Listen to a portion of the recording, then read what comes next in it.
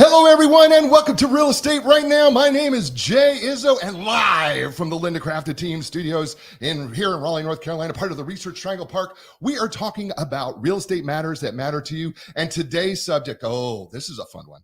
We're going to be talking about real estate as an investment. Right? All the time, we hear regularly that people want to go, is it, can you invest in real estate? Is it a good investment? Should I do it? How do you do it? What do you need to think about when it comes to real estate investment? Well, I have three experts joining us today who are going to talk about real estate investing. And my first guest, and to my right, is in fact Steve Kruger with Linda Crafted Team Realtors. And Steve, introduce yourself. Tell people how long you've been doing real estate and talk about your investment experience. All right. Well, thank you, Jay. I have been in real estate for a little over 15 years at this point. I got into real estate really because my family was involved in the investment side of things. So it was something that interested me and ended up leading to a career in this. So I got my license, but I can always gauge it by how old my kids are. So my son is 16. So it's almost been 16 years, actually. I got my license, moved here to North Carolina, and started working as a real estate broker. Awesome. Okay. Well, so let's talk about real estate as an investment here. And I know that there's people who have a lot of questions in terms of, about investing in real estate. So let's talk about property types for investment. What type of property types might people be investing in? So primarily it's going to come down to, you can invest in commercial or residential real estate. My expertise is residential. And I think most people, when they think about investing in real estate, they think about residential. It's something easily accessible for everybody, really. So primarily you're looking at investing in homes, whether that's a single family detached home or a condo or a townhome, or you can even get into multifamily homes. So you could own a duplex, a quadruplex, apartment building.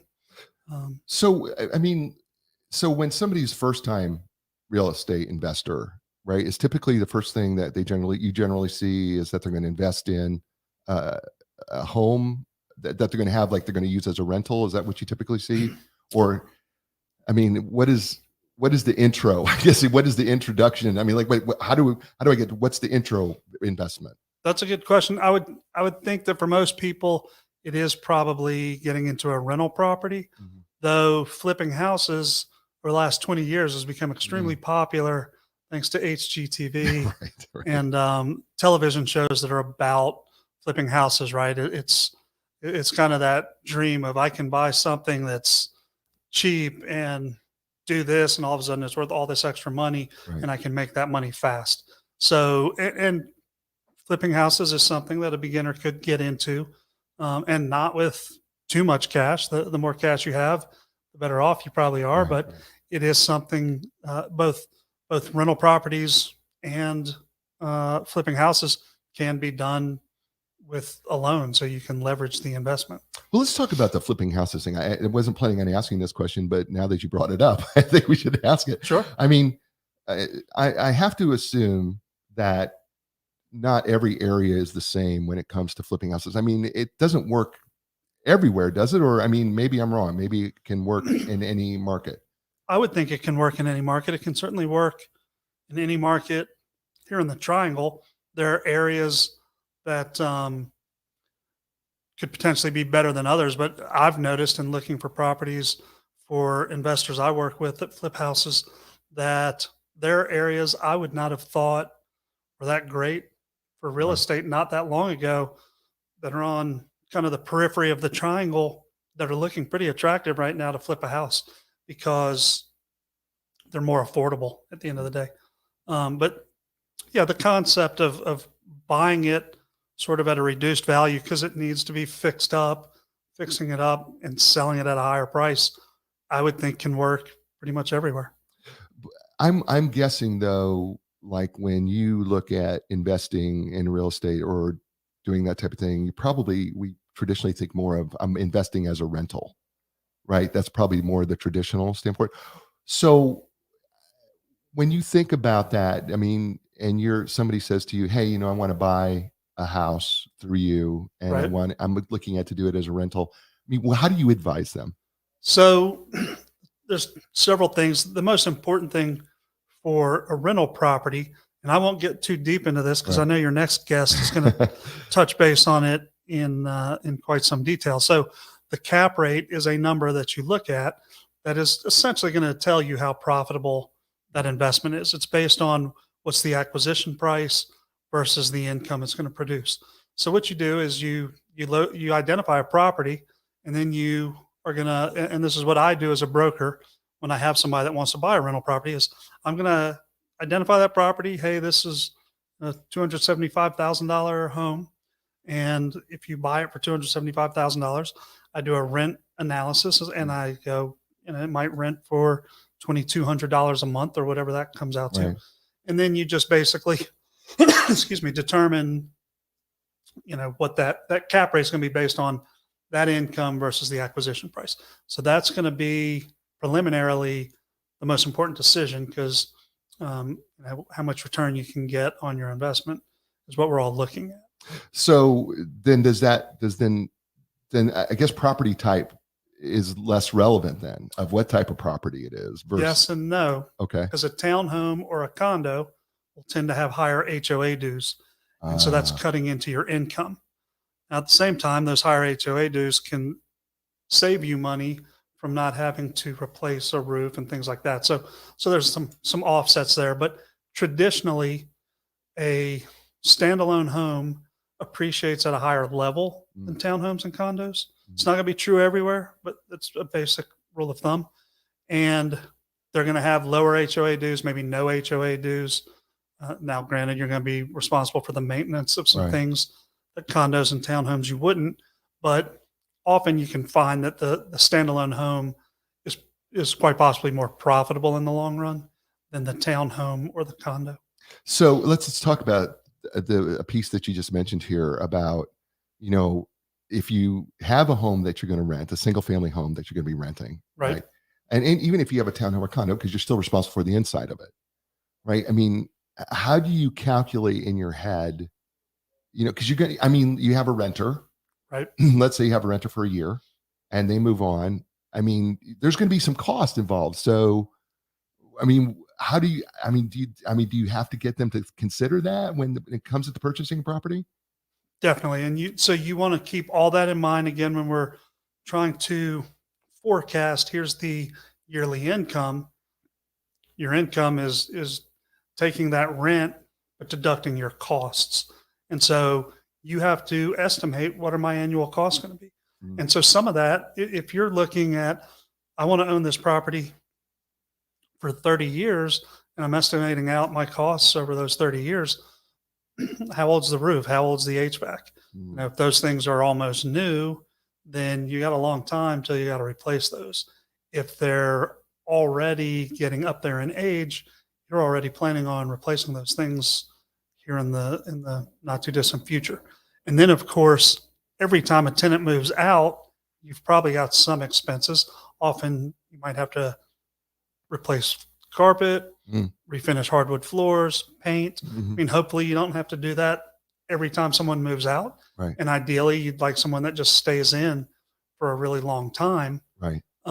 Which is also, there are benefits to buying certain types of rental properties based on the demographics, income wise, of the tenants that tend to stay in those properties for a really long time, because that reduces your costs over time. So that's another facet that you look at. I guess the point is here, I guess for the listener, is it's not like you're going to purchase a single family home or condo or townhouse as your first investment, and you're just going to be pocketing money right away. Probably not, unless you've found some phenomenal deal, which is not very likely, especially the way the real estate market's been the last couple of years. But no, you very well might not be cash flowing even at all in the beginning. You might, and that's going to depend on how much you're financing too, right? Right. The more cash you put down, you'd be cash flowing a lot quicker or immediately. But you could get into a property with 20% down, and then if that's what you put in it, your cash flow might not be that high in the beginning, but over time, rent rates increase the same way everything else does.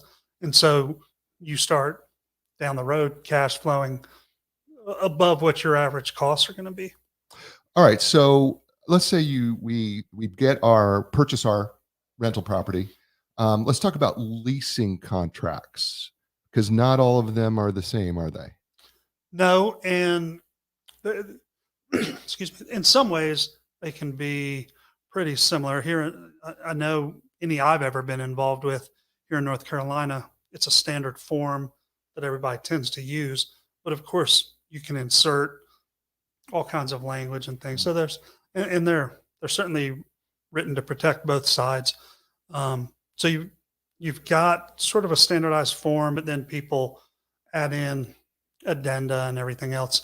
Also, when you start talking about rentals, excuse me, you can have different types of rental properties. You can have your normal kind of long-term rental where somebody signs a lease for at least a year, or you could have a vacation property that you're renting out a week at a time, Oh, right. or 2 days at a time, or whatever. Right, You could right. you could have an Airbnb. You could have a property at the beach.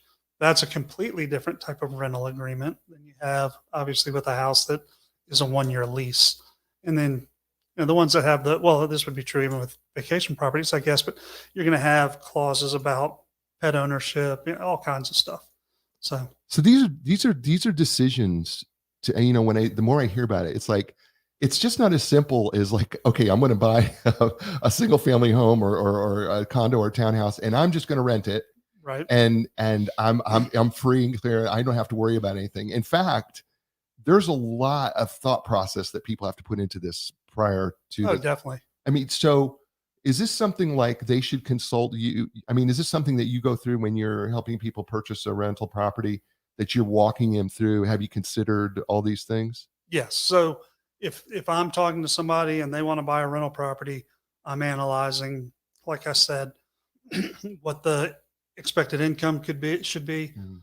kind of figuring out what you should just estimate. And it's a very loose estimate. You don't Right. know all that's going to happen to a house over time, but just how much to kind of plan per year to spend maintaining that house. Even vacancy rate, right? Right. Your tenant moves out. It's not like you usually have someone moving in paying you rent the very next day.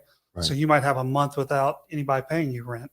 So you've got to factor all those things in. So I definitely, in the beginning, I'm analyzing all that, giving you a good idea on your investment, and then I'm a numbers guy, so I'm looking at how much income is this going to create over time, and that's not just the income that's cash flow from the rent, especially as that rent increases, but also, and it's what makes investing in real estate so good, is you're also going to be appreciating every year. Right. So now, obviously, we had a housing crisis where homes didn't appreciate, but traditionally they have appreciated over time.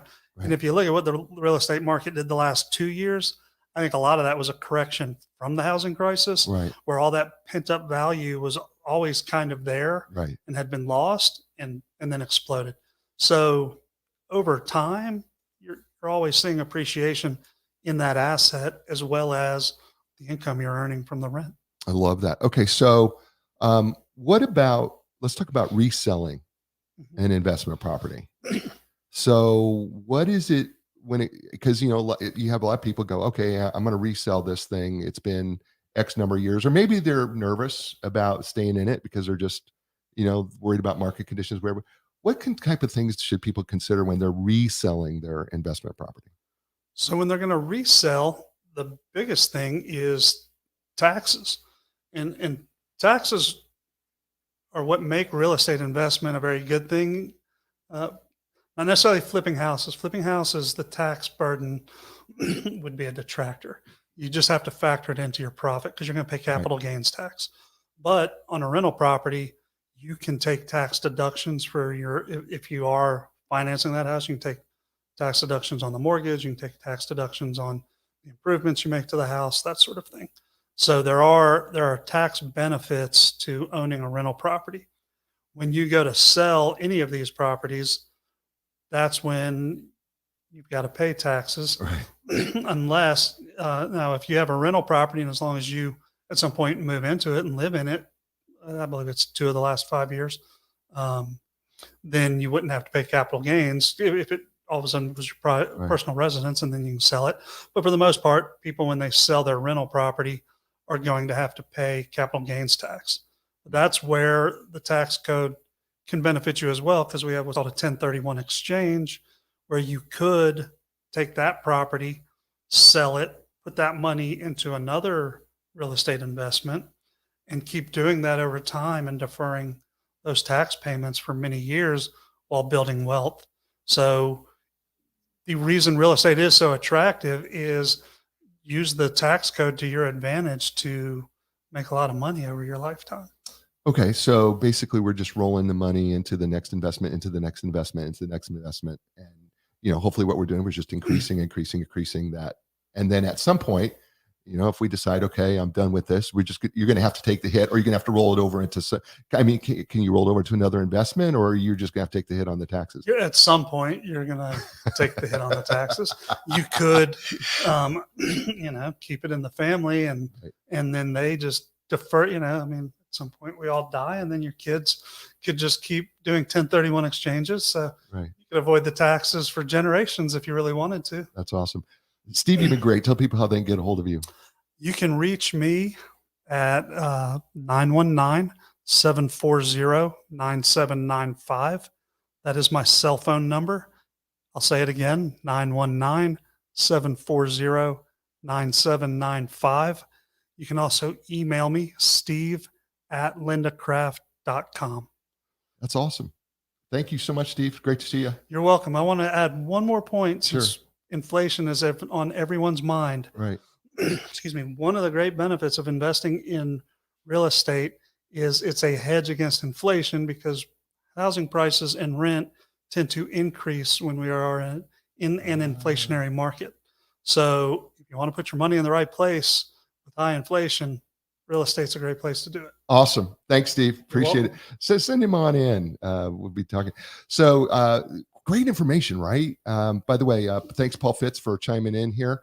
Paul's a lender, by the way, and who's been on the show. He says keeping your first home, then buying another one is a great way to begin your rental portfolio. And that's why, and thanks, Paul, for doing that for us. I'm here with Tony Fink. That's Linda Crafted Team Realtors. And Tony you have the beautiful. I'm a Renaissance man, Jay. Yeah, you are a Renaissance. And I wore my fun shirt today. I saw got Hawaiian flowers on it to match yours. I know my little paisley color. I want to just talk about your experience, because before the show started, of course, our next guest, who's going to be following you, Scott Mcallister, finance guru. Yeah, but you were dealing with huge investments. I was. So I was very fortunate. I've always been involved in real estate. And when I graduated from a small university in the Midwest with an English degree, of course, I went into finance, never taken a business class, got into commercial real estate. So I started off doing small development deals, small shopping centers. But prior to joining this firm, I actually was doing a lot of large lending across the country on office buildings, malls, very large developments. And very fortunate. And that's a way different investment portfolio than the typical person who's, getting into investing, or an individual who's starting out. I mean, they're probably not going to be buying a mall. Yeah, it's not something the average person will be doing. I mean, most of my clients were life insurance companies, sovereign wealth funds, endowments for universities. But the dynamics that work for those, other than the size of the transaction, are very much the same dynamics that an individual investor could use. Oh, so let's talk about some of those dynamics. What are some of the shared dynamics that you see there? Well, the first thing I would say is understand why you're getting into real estate in the first place. If you're buying real estate for investment purposes, make sure you understand what those investment purposes are. Think them through, really vet it. Because one of the challenges with real estate, commercial real estate, houses too, though, unfortunately, is they typically require cash at the worst possible time. So you got to have a pool of cash set aside, right? Because as your prior guest, Steve, was mentioning, if a tenant moves out, you got downtime.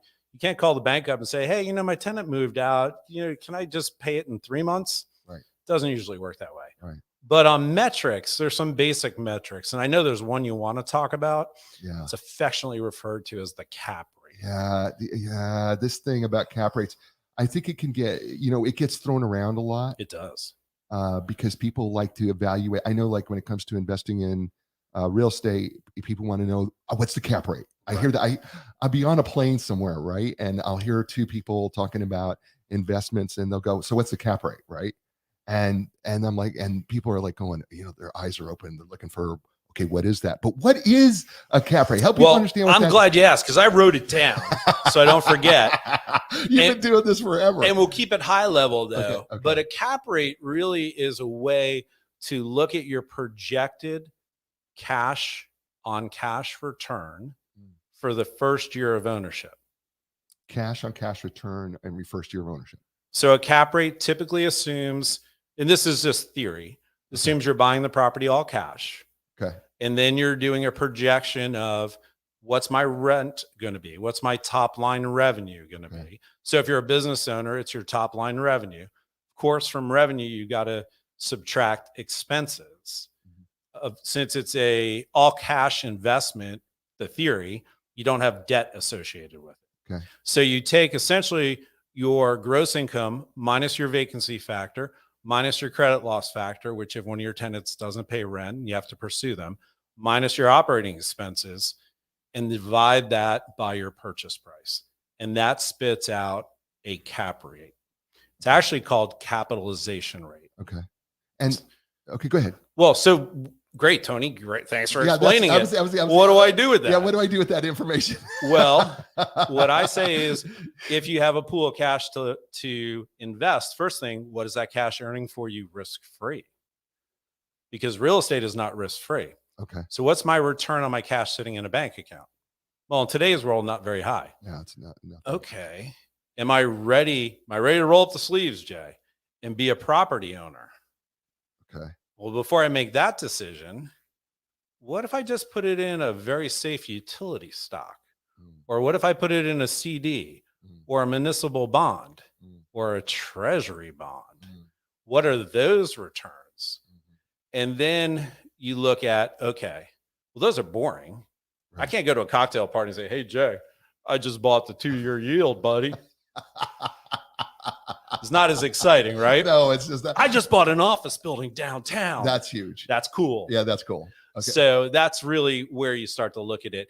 And I did bring a sheet, and it won't show on the screen, but well, you could I'll hold it up. There's a this camera this shows you. Here, no, go ahead. Just hold up there. Get up there. Right, there we go. There it is. If you can see it. Yeah. What this screen is, and I borrowed it from one of the largest. I'll do it like this. That way you can talk about it. Yeah, I borrowed it from one of the largest real estate investors in the country, which invests on their own behalf and other people.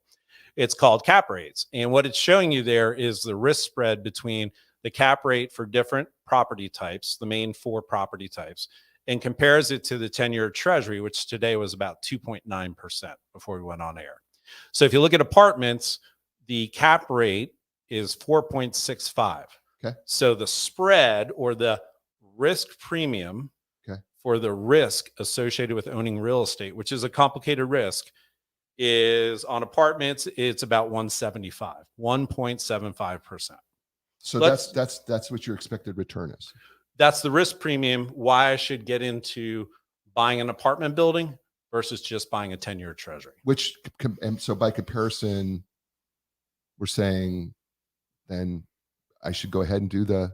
Well, that's where you get to make the decision, right? Is that enough return for you to take the risk? Because I could say, Jay, I know you got $100 million hanging around. Oh, yeah. We could go buy an apartment building. We're going to get, I don't know, 175 over the 10-year. But hey, Jay, why don't we go buy an office building? A multi-tenant office building with a great lobby and lots of staff maintaining the property. Well, on that one, we're going to get a 260 spread. Ooh. Sounds better. Ooh, that's almost a whole percent. I know. But wouldn't that imply there's a little more risk associated with that office building? Oh, yeah. If I'm going to get a better return, there's no free lunch in life. So if I'm getting a better return, I'm usually accepting risk. And again, I'm not trying to get too complicated. Your answer was, hey, if I can get that type of return, shouldn't I go buy it? Right. All depends on your risk parameters. So if you buy apartment buildings, you have to understand, or an apartment complex or a duplex, which a lot of people buy, you just have to underwrite or anticipate in your pro formas, your projections, tenants rolling over, downtime, maintenance, redoing the carpeting, redoing the paint. If you're talking about an office building, it's that on steroids.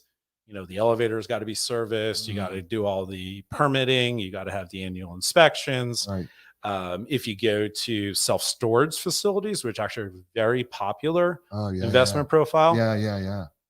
they have a much lower turnover expense. So as you and I empty out our storage unit, or if we don't pay the bill and they sell it on Storage Wars or whatever, it's pretty easy to put a new tenant in. Right. So I hope that helps a little bit. I've always been fascinated by storage facilities as an investment. That's always fascinated me. Well, so right now, 3 of the top investment profiles from the standpoint of investor appetite. So the more appetite, right, the lower those yields are going to be, the lower that cap rate's going to be. So if you're at a dinner and someone says, "Hey, Jay, I just bought it a 1 cap," you want to mess with them, just say, "I just bought it at a 10 cap."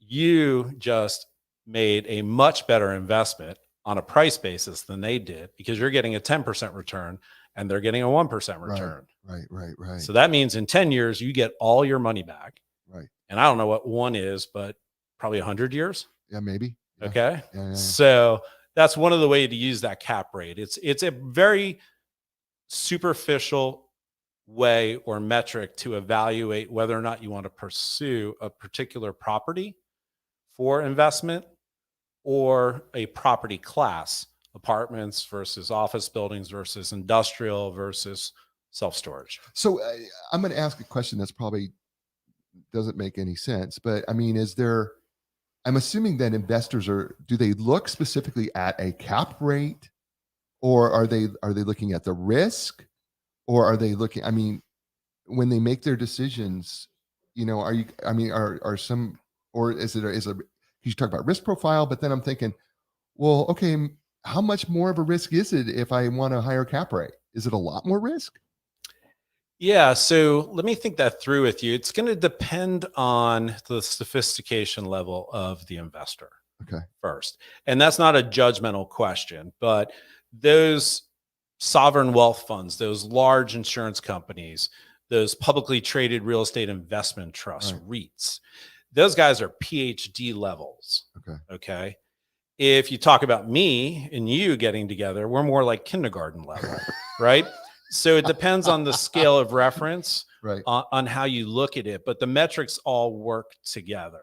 Okay. So if I'm getting a higher cap rate, am I making a better investment? Yes, if. And the if is if the projections prove out. Oh, because right, it's because I got a 10% return versus a 5%. Right, because it's still a risk. We don't know if it's going to prove itself out, but based on what we know this is what we're guessing. Correct. So it's just really, we're just really guessing at this point. So so the super sophisticated investors, right, they're going to do a cash flow model, and they're going to project out incomes for 10 years typically. Okay. And they're going to use a cap rate, your friend. Right. They're also going to use a terminal cap rate. What's a terminal cap rate? Right. What's a terminal? Terminal cap rate is the cap rate upon sale at the end of your analysis. And if you go in at a 5, you're probably using a 6.5 or 7 in the future. Okay. Because money is worth less tomorrow than it is today, typically. Right. Because of that fun word with the I. It's called something. Inflation. Yeah. Something like that. So that's one of the things to think about. So let's take the first time investor here, and let's talk about this first time investor. When they're coming in and you're talking a new language to them, the cap rate language, because I'm sure a brand new investor is not. This is not a language that they're going to. They may have a superficial understanding of it. Again, no judgment in that choice of adjective, but I'm going to sit through with them first and say, let's talk through your motivations. And let's talk through what your experience level has been. Since you're a first time or a new investor in real estate, I'm going to take the time to go through where all the pitfalls in real estate are. Because it's no different than when you go to a cocktail party, right? You go to a cocktail party, the stock market's doing great. Everyone tells you about all their winners. If they never tell you about their losers, you always want to look askant at their information, right?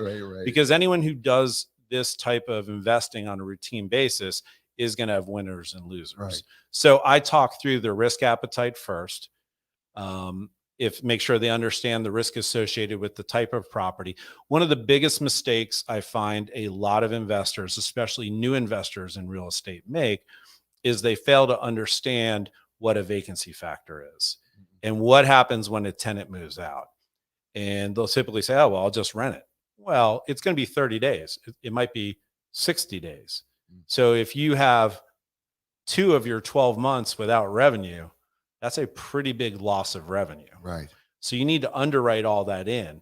Now, hopefully, if you're correct and you made the right investment decision with a professional advising you, you can take that extra cash because you're still going to have it. Right. You set it aside in a bank account for that rainy day. Right. The other challenge with real estate on the commercial side is the debt structure that you're able to get if you are using a loan to support the purchase is usually not 30 years and fixed.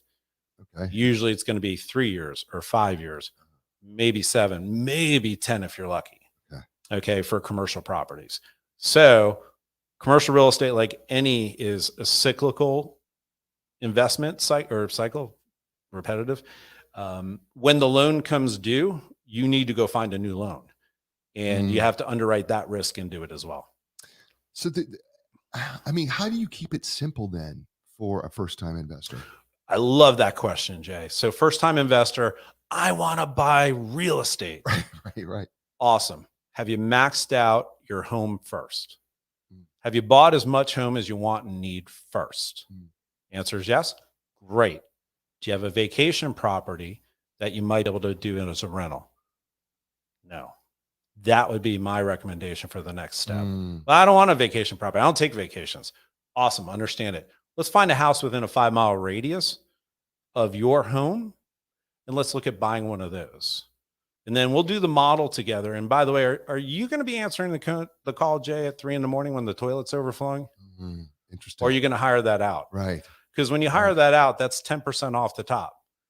So remember, we talked vacancy factor, right? 2 months out of 12. Right. And I got to pay 10% off the top, right, to somebody else to manage the property, excuse me, evaluate tenants, negotiate the lease. All of a sudden you get a lot of leakage in revenue. Right. So wow, that's the way I usually handle it with folks that aren't as experienced, right, who have the capital, who have the risk tolerance. House first, vacation property, no vacation property, rental properties close by. If you're young or if you're not young and you have the chance to buy a duplex, you live in the side and rent out a side, that's an awesome way to invest in real estate. I love that. That's awesome. You know what? You know, every time you come on the show, I mean, it's like your brilliance just shows up every single time. Wow, come on. You're just so smart. But we didn't talk DCF. We didn't talk reversionary rates.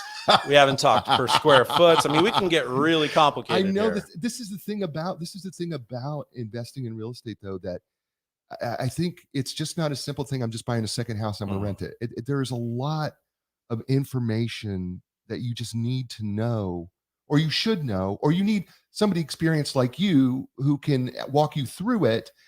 Or Steve, that says, okay, listen, you need to think about this.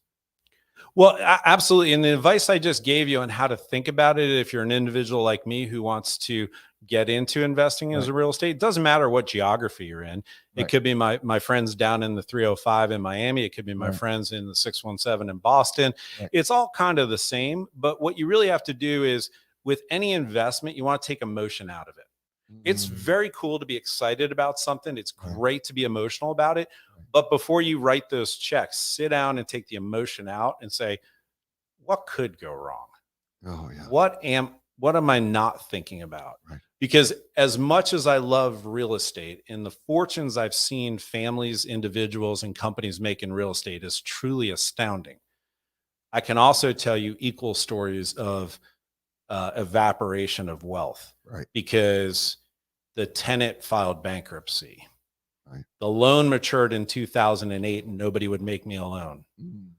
And then all of a sudden, all your wealth can disappear. Right. So it's like anything else in investing. You don't put all your eggs in one basket. That's awesome. Tony, you were great. Tell people how to get a hold of you. Well, you can reach me at lindacraft.com. That would be Tony at lindacraft.com. Or you can hit me up on social media. And I'm still waiting for all those folks from last week or 2 weeks ago to hit me up on the Think Funny, because that is rocking it. Every Wednesday. Or 919-986-4146. And Jay, I know our next guest Right. will talk about debt. And one of the cool things, hopefully you can talk to him about is, okay, Tony talked about this hypothetical thing called a cap rate. How do I improve my yields, my returns, the money in my pocket by using debt? Debt can be your friend as long as you understand how it works. And then that whole analytic we did, where we did income minus expenses divided by purchase price, you then do income minus expenses minus debt service divided by purchase price. Oh, boy. And leverage returns is where the secret sauce is in real estate. Oh, man, I'm excited. And I'll leave it there, and hopefully I get an invite back, Jay. Yes, you're going to get an invite. You know you're going to get an invite back. That's Tony Fink with Linda Crafted Team Realtors, who is joining us. And our next guest is coming soon. His name is Scott Mcallister. Oh, folks, tune in, because this is going to be the part of the show where we're actually bringing in a lender who works in the area of lending and in the area of investment and real estate. There's Scott Mcallister with Town Bank Mortgage. Scott, thanks for being on the show. Appreciate it. Happy to be here. Thanks for having me. So how long have you been in this real estate lending business? How long have you been doing this? I've been a commercial banker for the past 22 years. 22 years. So you've seen, if not everything, most everything. I've certainly seen some ups and downs. I made it through the Great Recession fairly well, but yes, I certainly have seen a lot. So I know that for you, that you work with really more experienced investors. I'm going to just start with the early investor real quick. I know that's not somebody you typically work with, but somebody is an early investor. Because we all have to start somewhere. I mean, Sure. we just don't jump into going, hey, I'm calling Scott, because I'm ready to go get my big, apartment complex. I mean, Yeah. right? I mean, nobody's doing that. Go, well, I just bought my first home. I'm ready to invest in real estate. I think I'm going to buy an apartment complex. And so I'm going to call Scott. But I have those conversations weekly. I have 2 or 3 conversations every single week Really? with somebody who's referred to me. Okay. My clients know somebody, a real estate agent I know knows somebody. Right. One of my clients, one of the mortgage brokers I work with knows somebody, and they say, give Scott a call. He'll be able to help you out. So we have those conversations. I have them every single week, and I love them. Right. Because I get to sit down with somebody for half an hour, have a great conversation, and kind of go over the stuff that you guys are going over today. Okay. So let's talk about moving from that first investment and going, now I'm going to become a little bit more experienced. When does that occur for most people? I mean, how does that happen? Because I'm sure people are going, okay, how do I get to you eventually where you're going to be my lender? So you have the ability, and we didn't talk about lending with the first 2 guests, but most folks have the opportunity when they're when they initially get into, whether it's buying a single family house or a duplex or even a quadplex, they can utilize a conventional mortgage. So think 30-year fixed rate. Think about, you're going to be judged based on you, not on the property itself. And you can generally lend, you generally can borrow by 4, 5, 6, 7, even up to 10 houses if you qualify by utilizing a conventional mortgage. And I would recommend to folks, especially in the beginning, first 4 or 5 houses, utilize a conventional mortgage, develop a relationship with a mortgage banker, develop a relationship with a real estate agent who can kind of help you and guide you through that process. Once you get those houses and you're taking the calls at 3 o'clock in the morning to fix a toilet, or you lose a tenant for 4 months and you lose all that income because they trashed the house and you had to replace all the flooring in it. Once you kind of made it through that, you've kind of been through the first wars, and you decide, you know what, this is something I want to do and I want to take it to the next level. That's when you would come to somebody like me and you say, I've kind of outgrown what I was doing. I've got 6 or 7 mortgages. I want to buy some more properties. I get a fair amount of cash flow coming off these properties. And then you sit down with me and we kind of figure out, what can we do with the properties you own? Can we refinance them as a group? So instead of having 6 payments, you have 1. Can we peel off a couple of those properties and put a line of credit in place for you, secured by unencumbered properties, and then refinance the remaining group? So maybe you come to me with 6 properties, we refinance 3, we pay off all the debt you had on the 6, and then we put a line of credit secured by the other 3, and then you utilize that line of credit to go out and kind of grow your portfolio from there. So what do you typically see when somebody's making that jump? You know, when they start, they've got the 10 properties, Yeah. or 8 property, whatever it is, right? Yeah. And they're going to make this jump into an office.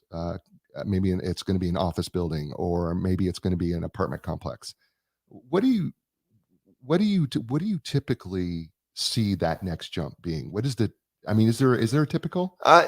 Most of the folks I work with who started out in single family or 1 to 4 family, so up to duplexes, their next move is, you know what, I've got these properties. They've really appreciated value. They were kind of on the edge of a downtown area, and now they're booming. I'm going to sell those. And as your last guest talked about, or your prior guest talked about, they're going to do a 1031 exchange on the sale of those properties, and they're going to roll it into, an 8-unit apartment building, a 10-unit apartment building, something like that. They generally don't go to office because they don't understand it. It's a different animal. You got longer term leases. You really need to get 5-year leases and not 1-year leases. It's just a different animal. It's more complicated. They generally kind of move along in that residential kind of vein. Okay. So they get bigger, or they may decide, you know what, I'm going to do something like a mobile home park. Oh, wow. Okay. So because your last guest talked about cap rates. Right. Yeah. Cap rates also get higher, meaning you're going to get a better return. Right. If you're in an asset category that people really don't want to be in. Right. The big guys don't want to be in. The big guys don't want to be in Class C apartment. But the vacancy rate on Class C apartments are relatively low. Okay. So there's fewer people who are kind of playing that game. Right. So as you kind of move up through asset classes, or kind of look at different asset classes, find ones where you're going to get a better return because there's fewer folks who are willing to invest in that type of asset.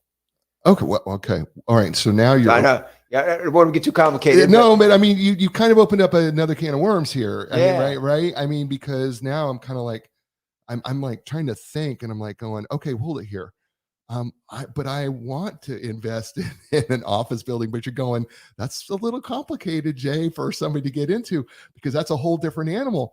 So why is that such a different animal? Your types of tenants are different. The expectations from those tenants are generally higher. Okay. Especially if you're in a Class B apartment or a Class B office. Right. There's more risk associated with office. Okay. Banks are a little bit more wary. They want to have, most of the units leased with 5-year leases. There's going to be a lot of scrutiny associated with that asset class. Okay. We've gone through this pandemic where people are still working from home. Right. Right. So the office is not a preferred asset class right now. Right. But it in the right place, meaning that you may find a good Class C apartment where folks really need to be there. They need a space, or they need a flex space where they can store stuff. Mm-hmm. Those types of assets may make more sense for you. Okay. I'm wondering here, because you just brought in this whole thing about the pandemic, and I'm thinking, people working from home now, or the hybrid, because there's a lot more vacancy rates than we had probably. I mean, or it's a little bit more difficult. So let's talk about the lending piece itself. Yeah. I mean, lending on an investment property is just so much different. I mean, what do you look at in terms of, because the interest rates are higher than what you would typically get on a home, right? We're in a weird situation right now where actually mortgage rates are slightly higher than where commercial rates are. Really? It's weird. It's never been like that in my career. Wow. But we're at this kind of weird inflection point. I think we're going to see that reverse. That's going to change in the next, 6 to 12 months. But we're right there right now. So when you start lending money on investments, I mean, how do you look at a person's financial situation? I mean, is it similar to, there's percentages that you look at income wise? Is it pretty much the same, or is it a little bit different? Or are you looking at you talked about looking at the asset class here too. I mean, because I'm sure, the more risk that you see, there's probably going to be a higher interest rate associated with that, maybe, or am I guessing wrong? I would advise folks, because there are going to be different types of folks listening to this call, Right, yeah. or listen to this podcast. People get into investing in real estate generally for a longer period of time. Okay. And I would advise them that not to look at real estate investment as a way to quit your day job. Okay. So some folks come to me and say, right. I hate my job Right. So, and I want to own real estate. right. Okay. And the most successful folks that I work with, even 20 years in, Right. still have their day job. You know what I'm saying? Yeah. Right. Right. Because I need your day job to cover your vacations. Your real estate portfolio should feed itself, Right. Okay. not your kids. So I need you. Right. I need you doing what you've always done, which Right. is continue to work hard at your job. You and Right. your spouse, whatever that looks like. You're paying your Right. mortgage. You're going on vacations. You're buying a boat. Whatever you're doing. Right. And I don't need your real estate portfolio to be the cash flow that's supporting all that. I got you. So does that make sense? Yeah. No, it does. So that's one thing that I look at Okay. is kind of where are you personally with your cash flow and your assets, and kind of do you have your house in order personally? And most of the time I can check that off because you've got great credit, you got money in the bank, you've got a 401k or an IRA, Right. your balance sheet looks good. Okay. So when you come to me, that only lets me look at or just the asset you're buying. Right. What's the asset? What's the risk? Kind of where's it located? How are you going to manage it? Right. What's the cash flow? And there's two main metrics that we're going to look at it, which is, what are you buying it for? And then that's going to kind of derive what is the cap rate? What is the capitalization rate? Is it a good deal? Does it make sense? Okay. And then kind of what's the upside on the, 12 months, 24 months from now? What are you going to be able to do with this asset to improve it, make it better? Were the folks who were managing it previously just not doing a good job? Gotcha. And is there a situation for you to just make it better? Yeah, tweak it. Yeah. Or just totally renovate it, Right. because we can help with that too.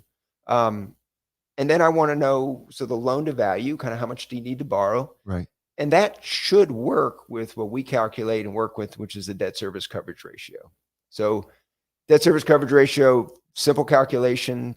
You figure out what's going to be left over after I pay taxes, insurance, a vacancy rate, the management company, the expenses that you've got if you paid Right. cash for the building. Okay. So subtract those expenses. That gives you a net operating income. It gets you that's your cash flow that's available to pay the bank, and then hopefully put money in your pocket every single month. Right. Because I want two things from you. I want you to have cash.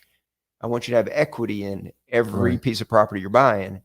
And I want at the end of every month for a check to go into your bank account, Right. because those two things keep you engaged with that property long term. Right. If you don't have a lot of equity in the property and it goes south, you're more likely to walk away from it. If you're not making money on it, why do you even care? Right.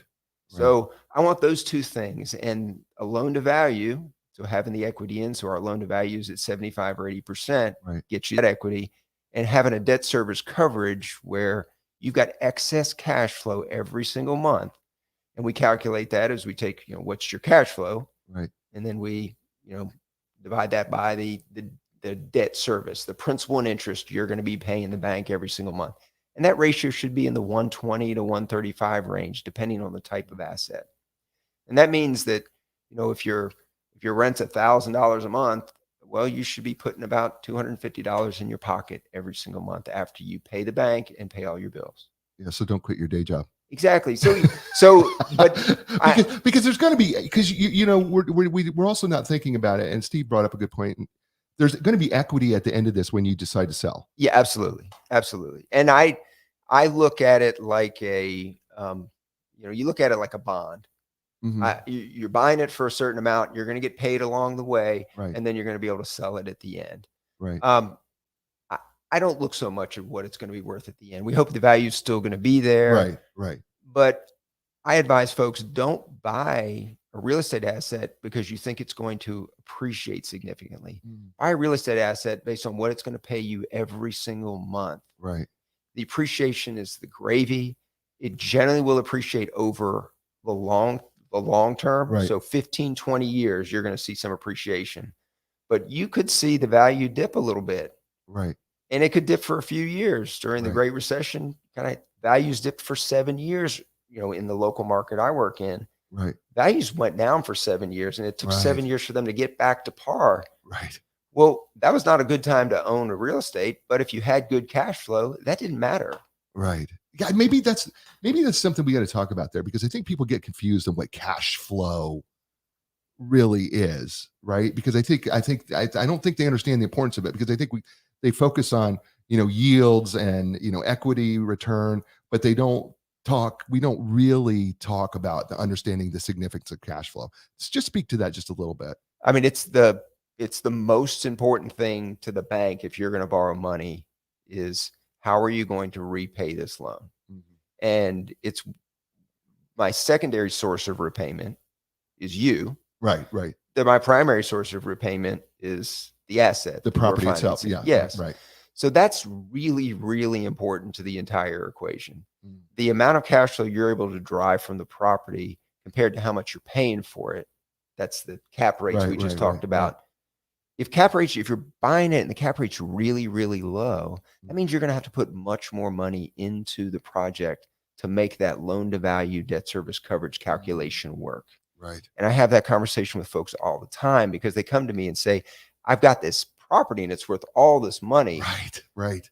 But I'm like, well, how much are you making every month on that property, or what's your rent? And they're Right. like, well, it could be higher, but it's really low. And I'm like, well, I can lend on that asset for you, but your loan to value is going to be about 50%. I can only lend 50% of the value of that asset. Of the value of the asset, right. Yes. And one of the points I want to make was that for a lot of folks who get into real estate investing, and they own a group of properties over time, and some of those properties are really going to go up in value just because they picked the right property at the right time at the right place. You really need to reevaluate your portfolio over time.